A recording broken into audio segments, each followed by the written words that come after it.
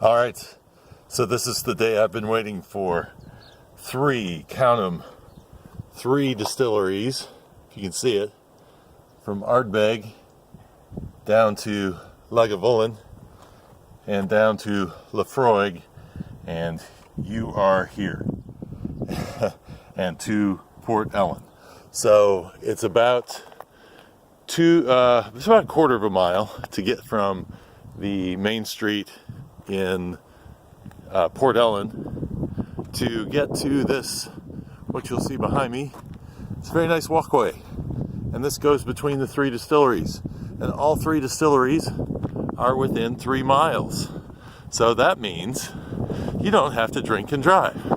You can actually walk and enjoy. So figure out your 3 distilleries you want to go to. You know what they are, but figure out what order that you want to put them in, and that's really all you need to do. The tough part is doing all 3 in the same day means that I can't do any extended tours, and I have been told that the Lagavullin extended tour is excellent and takes you through the entire process. Probably one of the best tours. That and Balvenie get a lot of rave reviews from people who do those little journeys. So, I mean, I hate to say it, but I came all this way and I'm going to miss one of the really great tours. But and I'd love to do the same on Laphroaig. Laphroaig is my favorite of the 3, and I'm going to go claim my plot of land, and I'll tell you a little bit about that coming up. I also want to talk to you a little bit about Islay scotches and how they're different. So, because some of you may have tried them and turned them down right away. They're very medicinal. First time I smelled one, I said, wait a second, I know that smell. That smells like a Band-Aid. Well, yeah, that's the iodine in the water. And then they smoke their whiskey, and I did not think I would like smoky whiskeys at all. In fact, I was scared of them at first. I said, no, that's a little too hardcore for me, so I'm not ready to roll with that.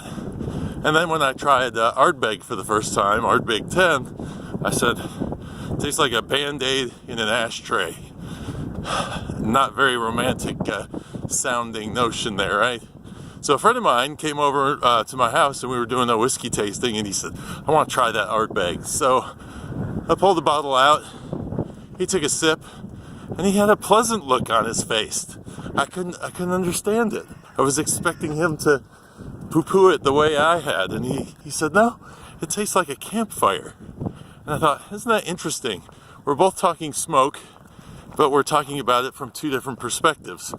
And so, yeah, that was an eye-opener for me, and that made me say, I need to investigate this a little bit more. Well, you know when you taste something and it's not like what you expect it to taste like?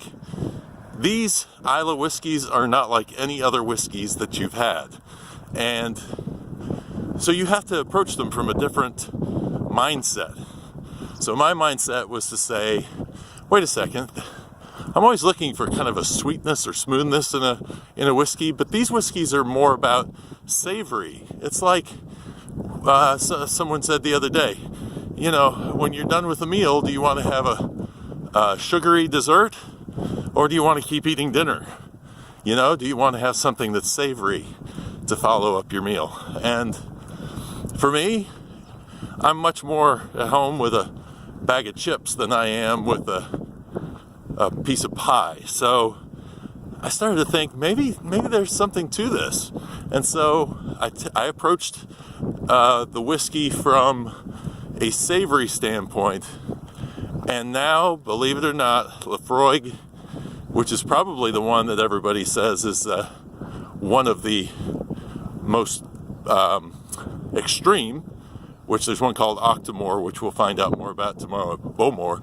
But this was an eye-opener for me. I just absolutely loved it. I related it to beef brisket now instead of I think Laphroaig actually on my palate is a little milder than Ardbeg, believe it or not. Ardbeg has a little more of a alcohol characteristic to it that I don't pick up in Laphroaig. I could sit there and smell my glass of Laphroaig for 20 minutes and be happy. So you got to find your bliss, but you're not going to find it unless you go around and try this, try that, and then finally bump into what you really, really like. And don't take other people's words for it. Some people say, oh, that's horrible. Well, try it, because you don't know, somebody likes it, otherwise they would be selling it, right? And maybe some people are buying it for price, or, well, these aren't whiskeys that are bought for price. I mean, these can get pretty expensive, although the mainline Laphroaigs and Ardbegs and Lagavullins are probably going to run you, in the $50 area US, probably. I think I've seen them for 45 pounds here. So, anyway, it's all about going out and experimenting and enjoying what's out there. That's part of what these whiskey tours have been for me, is opening my mind up to possibilities.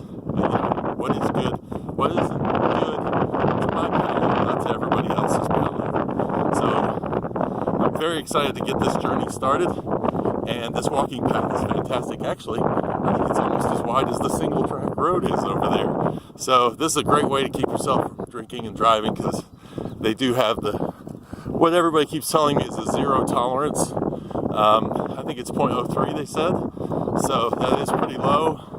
Just a couple of sips of whiskey and you might be over that.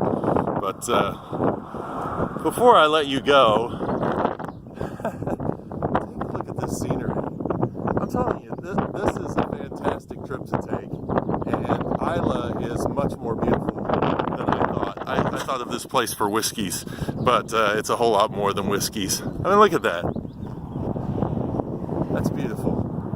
So come to Islay, I'm telling you, and park the car in Port Ellen and come down here and enjoy some drams and just make a week of it.